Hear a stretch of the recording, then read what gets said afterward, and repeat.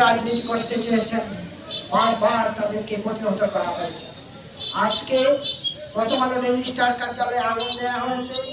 আজকে উঠেছি ছায়ানটের মতো সংগঠনের সাথে সংগঠনের কার্যালয়ে আগুন দিয়ে পুড়িয়ে দেওয়া হয়েছে।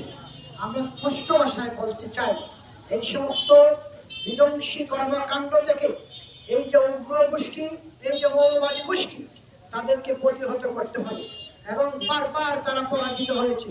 আমাদের আজকের এই মানববন্ধন থেকে যে দাবি উঠেছে, এদেরকে প্রতিহত করা, পাশাপাশি প্রত্যেককে আইনের আওতায় এনে বিচার করতে হবে।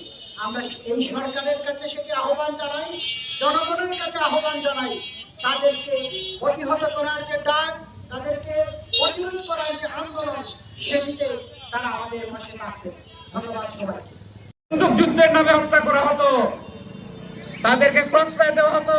কক্সবাজার থেকে বলেছিলেন যে আব্বু তুমি কান্না করতেছো যে সেই একই কায়দায় এদেশে মানুষকে হত্যা করা হচ্ছে, দীপুকে হত্যা করা হচ্ছে, বিএনপি জাতীয়বাদী দলের এক শিশুকে হত্যা করা হচ্ছে, টেকনাফ থেকে তেতুলিয়া একই আর্তনাদ আমরা শুনছি।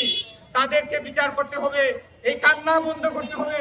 আমরা চাই একটা সুন্দর বাংলাদেশ চাই, যে 54 বছরে আমরা বাংলাদেশ ভিন্ন সরকার হচ্ছে, কিন্তু এদেশের মেয়রতি মানুষের এবং বারবার এদেশের মানুষ সংগ্রাম করছে, রক্ত দিয়েছে, জীবন দিয়েছে গণতন্ত্রের জন্য, সংস্কৃতির জন্য। আমরা এই বাংলাদেশ দেখতে চাই না। আমি আবারও বলবো যে উদিচি শিল্পীর উপর যারাই হামলা করেছে তাদেরকে অবিলম্বে গ্রেফতার করা হোক। শিল্প সংস্কৃতি হচ্ছে একটি দেশের পরিচয়, আমরা বলতে পারি শিল্প সংস্কৃতি হচ্ছে একটি দেশের মেরুদণ্ড। এই শিল্প সংস্কৃতির উপর যারা হামলা করছে, এরা কোনোভাবেই এই দেশের পক্ষের মানুষ নয়। আমরা জানি যে তারপরে গণমাধ্যমে এই যে জ্বালাও পোড়াও যে অবস্থা বর্তমান পরিস্থিতিতে শুরু হয়েছে, সেটা কোনোভাবেই বাংলাদেশের পক্ষের মানুষজন করছে না। এদেরকে চিহ্নিত করতে হবে এবং এদের দ্রুত আইনের আওতায় আনতে হবে। আজকে আমরা এখানে কেন একত্রিত হয়েছি, কেন প্রতিবাদ জানাচ্ছি, তা আশা করি আপনারা সবাই জানেন। গত 18-19 তারিখে বাংলাদেশে যে ধ্বংসযজ্ঞ চলে গেল, তা আমাদের কাছে খুবই ভীতিকর এবং এটা কিসের ইঙ্গিত? কোন বাংলাদেশে আমরা বসবাস করছি?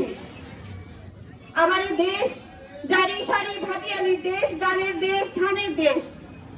আজকে যারা সংস্কৃতির উপর আঘাত হানলো, তারা এটা কিসের ইঙ্গিত দিল?